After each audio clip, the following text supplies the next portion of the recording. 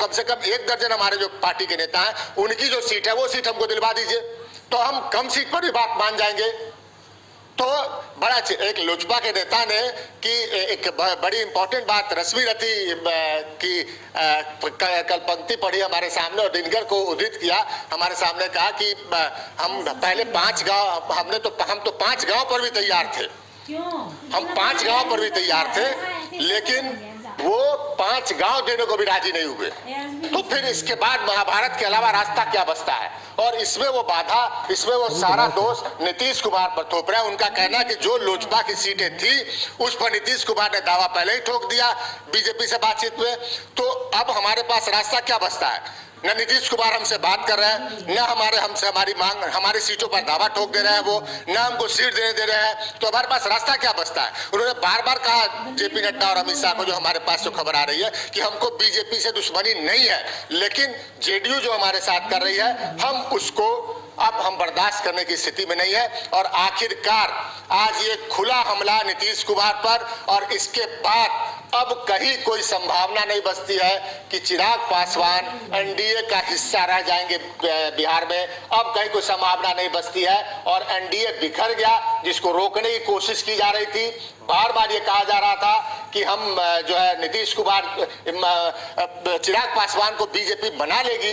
लेकिन वो बीजेपी नहीं बना पाई चिराग पासवान को, और चिराग पासवान फाइनली जो आज नीतीश कुमार पर उन्होंने हमला बोला है, इससे तय हो गया है कि बिहार में एनडीए बिखर गया है चुनाव से पहले। चिराग पासवान का वो बयान, जो आधिकारिक बयान लोक जनशक्ति पार्टी का, जिसको लेकर के हम इस वक्त लाइव जुड़े हुए हैं और तमाम दर्शक हजारों की संख्या में इस वक्त लाइव हमारी खबर को देख रहे हैं। तमाम मीडिया चैनल्स, तमाम समाचार पत्र, तमाम डिजिटल पोर्टल के बीच फर्स्ट बिहार आपके लिए पहली बार यह बड़ी खबर लेकर के आया है कि चिराग पासवान और उनकी लोक जनशक्ति पार्टी ने आधिकारिक तौर पर बयान जारी कर यह कहा है कि वह बिहार में अगर सरकार में आते हैं तो नीतीश सरकार की 7 निश्चय योजना में जो गड़बड़ियां हुई हैं उसकी जांच कराएंगे, घोटालों की जांच कराएंगे। सीधा आरोप नीतीश सरकार पर, नीतीश शासन पर कि बिहार में 7 निश्चय की योजना में गड़बड़ियां हुई, भ्रष्टाचार हुआ, गलत तरीके से पैसे का लेन देन हुआ, यह बड़ा आरोप है। एक तरफ नीतीश कुमार की ब्रांडिंग 7 निश्चय को लेकर, प्रमोद जी, मुझे अभी मैं देख रहा था आधे घंटे पहले प्रशांत किशोर उसी 7 निश्चय को लेकर के, हालांकि वो ट्विटर पर साइलेंट है, लेकिन उनकी बात बिहार की का जो ट्विटर हैंडल है उसको लगातार लेकर के रिट्वीट कर रहे थे कि किया क्या आपने 7 निश्चय में। ये 7 निश्चय तो लेकर प्रशांत किशोर ही आए थे विजन डॉक्यूमेंट, और अब जब 7 निश्चय पार्ट 2 लेकर नीतीश कुमार आने की बात कर रहे हैं तो उसकी हवा निकाल दी चिराग पासवान ने। पूरा नीतीश कुमार की जो यूएसपी है, देखिए आप समझे नीतीश कुमार किस बलबूते सत्ता में आते हैं। देखिए बिहार के चुनाव में जाति सबसे आखिरी सच होता है, लेकिन जो बिहार की परिस्थिति उसमें नीतीश कुमार का जो जातिगत आधार है वो बहुत ज्यादा नहीं है।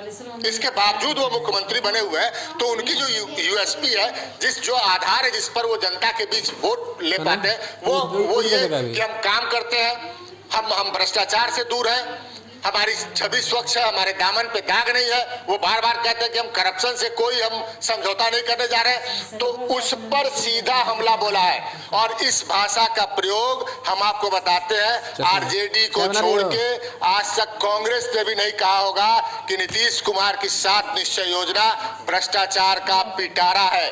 चिराग पासवान कह रहे हैं कि नीतीश कुमार की 7 निश्चय योजना भ्रष्टाचार का पिटारा है, तो आप समझिए कि क्या कोई संभावना बच जाती है कि चिराग पासवान अब एनडीए में रह जाए।